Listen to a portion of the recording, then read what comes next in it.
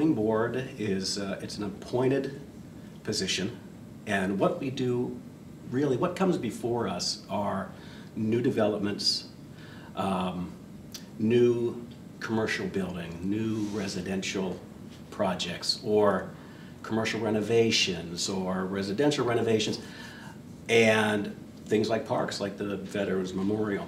And what we do is we use our framework in place to determine if what's being proposed is acceptable, if it fits, then we have the power of recommendation or approval to the commissioners. If not, then projects get tabled or declined. So I guess one of the more recent projects was the Fresh Market that's going into the old Roth carpet space. It was, I guess it was challenging only in that there were a lot of groups, a lot of people that were involved, including PennDOT. It was a challenge, but I mean, in the end, we're getting another specialty grocery store that I don't think there is a Fresh Market anywhere close to us, really. And it's going to be a beautiful building, and it worked out. Well, Outreach Team and Family Services, we have a great board, an active board, that they work well with our staff and with our counselors. We often have committee meetings where we include not just the board members, but we include the counselors and we include our staff so that we get that collective contribution and collaboration as we're planning things. Something that we've been working on is addressing the needs of middle school students. We're finding that our services used to be for older teens, but we have actually found there's a greater need for middle school and even elementary. So working with the board, we've come up with 2 programs, one for middle school girls called Speak Up, and that's empowering girls to have a voice in their lives. And the other one is Thrive, which is a group for boys that helps them identify feelings and to help hopefully enrich their lives and make better decisions.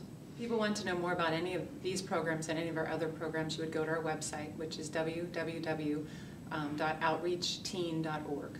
The board of the Pension Investment Board supervises the investment of the pension plans here in Mount Lebanon.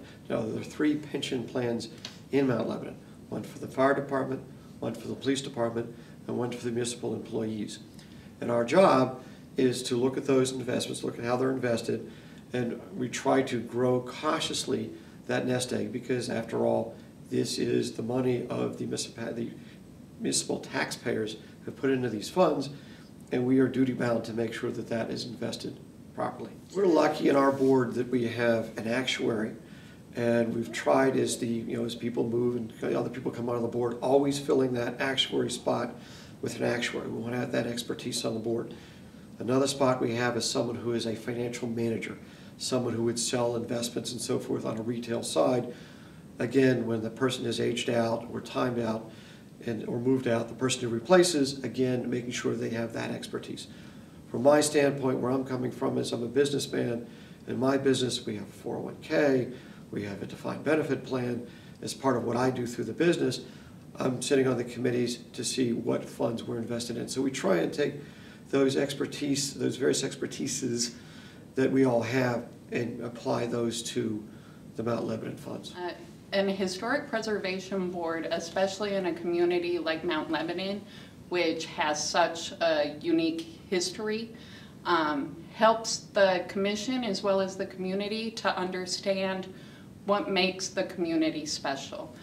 Sometimes those things are obvious, like our historical homes and the large stock of them we have, but some things are not so obvious, like our streetscapes and our parklets, and how unique those were to a very particular time in American history.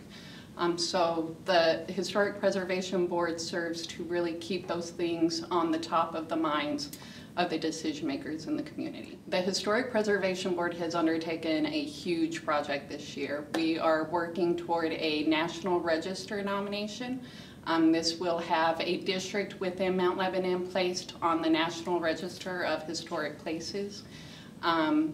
As we have done this, we've got the Historic Preservation Board, as well as a group of volunteers out in the community, looking at our homes, inventorying the ones that are in the district to see if they contribute to the historical significance of Mount Lebanon. And right now we've already reviewed over 4,000 properties. We'll look at 4,500 before we are done, so it's a really vast undertaking. I think what makes Mount Lebanon and the Traffic Board unique, it really gives the citizens a forum to come and openly discuss, I think once a month when we meet, traffic issues and challenges that they face, and really a sounding board, because I think everybody comes to the Traffic Board a little skeptical, thinking, oh, I have to, I guess, make this point so that they understand what I mean, and in more of a defensive mode. But what I like to think is after they talk to us and see it's really, we want to help them with their issue or their challenge to overcome it, that they leave, I think, feeling a little better about their problem and knowing that we're looking for solutions to how we can fix a recurring traffic problem or safety issue. We're really excited about a traffic management policy that I think the commissioners are going to unveil shortly, that Commissioner Bendel, the Traffic Board Commissioner, has really spent a lot of time helping us work through, and it's really going to deal with a number of different neighborhoods within our community. Now I think there is a clear plan that's going to be posted, I think, once it's finalized and approved by the commissioners on the website, and people can look and see what their community may qualify for when a group of residents come together and they want traffic calming and different measures. It doesn't really necessarily need to be speed humps, but it could be education or outreach to make drivers more aware of problems in their neighborhoods. The Community Relations Board promotes a high quality of life for all residents of Mount Lebanon. We do this through community forums, informal coffees with the municipal manager, community initiatives, and by fostering open dialogue amongst neighbors, leaders, and elected officials. We also offer mediation for parties in disagreement who might wish to pursue mediation as a possible resolution.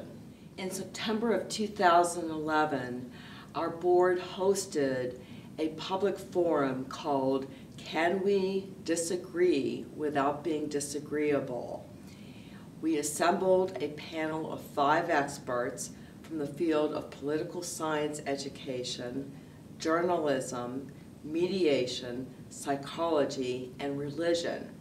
These 5 panelists discussed the issue of civility or lack of it in public discourse and offered their words of wisdom and also fielded questions from the audience. The forum was well attended, well received given the feedback, and received favorable coverage in the Pittsburgh Post-Gazette. The Mount Lebanon Hospital Authority, we act as a conduit for St. Clair Hospital to obtain tax-exempt financing. So the authority issues bonds to the public. The investors get tax-free, state tax-free investment, and the hospital then can get a lower interest rate. And so that enables the hospital to get more favorable financing and to therefore get better access to resources to meet the needs, the medical needs of the community. St. Clair Hospital is a tremendous resource for Mount Lebanon. It's wonderful to have that type of facility so close to home, and I've had to use it with 2 kids to use the new expanded emergency room. So from that standpoint, it's wonderful to have that resource so close to home. But in addition, St. Clair Hospital is the largest employer in Mount Lebanon. The hospital has about 16,000 inpatient admissions each year, and they serve about 1.2 million patients on an outpatient basis annually. Mount Lebanon Library is one of the premier libraries in Allegheny County. And I don't think people realize that, but relative to other communities that we compare ourselves to, we have a very strong library from a building standpoint, from a program standpoint, from an activity standpoint. And so the board tries to keep those high standards around because that's important for the community. We spend a lot of time on funding. Like everybody else, we are funded by the state at some level. We're funded by the sales tax, the RAD Commission, and we're funded by the municipality. And the state funding has been cut back, like everyone's going to cut back, as our RAD money has been cut back through an allocation that we get from the Allegheny County Library Committee. The municipality, to their credit, has stepped up and filled some of that gap and worked through that. We've also looked very hard at our cost structure and made sure that we can fill the rest of that gap by not wasting money, being as efficient as possible. And I would tell you the third part is we've worked closely with the Friends of the Mount Lebanon Library to do fundraising activities. And the fundraising dollars that we raise, we do programs, Books and Bubbly, we do the garden tour, beer bashes. That money that we do raise from that activities are not for normal operating expenses, but they are for the special things, the things that make Mount Lebanon different, the programs that we have, all those sorts of things that are over and beyond the normal operating stuff that we do. Is where we spend our time. And so we spend a great deal of time working on that and make sure those funding is available to make it happen. Our board, the Environmental Sustainability Board, is composed of 3 members appointed by the Commission and 3 members appointed by the school board. And then those 6 members elect a 7th member who they field through resumes and submissions to the Public Information Office. We are very fortunate to have worked with 2 wonderful commissioners. Matt Cluck was our original liaison from the Commission, and Kristen Linfonte is our current liaison with the Commission, and Elaine Capucci from the school board has been with us the entire time I have served. They've been so cooperative and encouraging, and they bring issues to us and we bring issues to them, and we work together to accomplish sustainable practices. In the past 4 years, we've been instrumental in helping the environmental team to begin the recycling competition that's been very successful in the entire South Hills area. We've helped the Commission to enact an e-cycling ordinance, which is now in effect, and the Commission charged us with educating the public on the new stormwater assessment fee, and we've had great success in engaging the public, and we're instrumental in providing residents with a one-time credit for installing a rain barrel on their properties. We've also been very successful recently in raising $1,700, which the Commission and 9 Mile Run Stormworks, a local stormwater agency, matched with in-kind donations, and we installed a rain garden demonstration project in Mount Lebanon Park at the bathroom facility. So that's very exciting. And we also wrote a grant proposal and received a grant for $5,000 to update our previous climate action plan. Working on the Medical Rescue Team South Authority is a bit different than doing things for the Commission or any of the other boards of Mount Lebanon, or many of the others, because we do work with the surrounding communities that have banded together to try to provide a high level of paramedic and emergency medicine services as efficiently, both in a quality of service and cost of service manner, but the communities are different. So we do have to work together and keep everybody's interests in mind, but certainly as the largest entity, we do have a special place in the authority, and we try to make sure that Mount Lebanon's needs are always seen to. One thing that we're constantly fighting for is to lobby our state legislators to get their support in changing the laws a little bit, in putting a little more pressure on the insurance companies so that it's not the taxpayer who bears the burden. The fact is, the biggest help that our community members could do to improve public safety and improve the burden on the community is to make sure that when they're discussing things with their state elected officials, they make sure that the state's looking out for the providers instead of for the insurance companies. The benefits of having a combined fire department here in Mount Lebanon really helps the residents. One thing it does is we have 17 career firefighters and 45 volunteers at the present time. What happens is basically we get a quick jump on response to any emergency calls within the community. Our goal is to be out of the house in 90 seconds. With most volunteer departments, it's sometimes 10 minutes and 15 minutes till responses get out of the house. We respond with our volunteers then to the scene, which help us to get to meet our goals, which the chief has set with 15 on scene in 9 minutes. And so by our volunteers responding actually to the scene, we have a full complement of volunteers to fight a fire or do whatever the emergency consists of at that time. What motivates me to serve is to serve my community in Mount Lebanon. I think it's a great community. I think we have excellent resources. The training that we receive is it's a cut above the best, and that the reason I do it is because I want to better myself in the profession of the fire service. And it's an opportunity for me to do that. And I always sort of equate us to like the Amish. If you're putting a roof on your house, we're all putting a roof on your house. We can put out the word that if you need help moving from one house to another house, we're all there helping you move.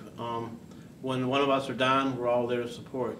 I love serving on a board in Mount Lebanon because not only do you have the opportunity to learn new things that you might not in your professional life or your personal life, but you also really have the chance to feel like a valuable and valued member of this community.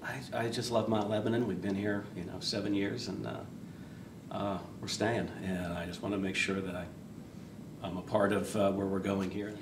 I'm a third-generation Mount Lebanon resident and live and work here. I love Mount Lebanon and I'm proud to call it home. I enjoy serving on the board that helps to enable Mount Lebanon to be a welcoming place that values diversity and quality of life for all residents. And that it's nice to be able to give back to the community that you live based on my experience, the projects that I work on, and something that might help, I think, the residents in the community in their everyday life. And I think it's good that he helps the community, because if people didn't help the community, then we'd be like not where we are now.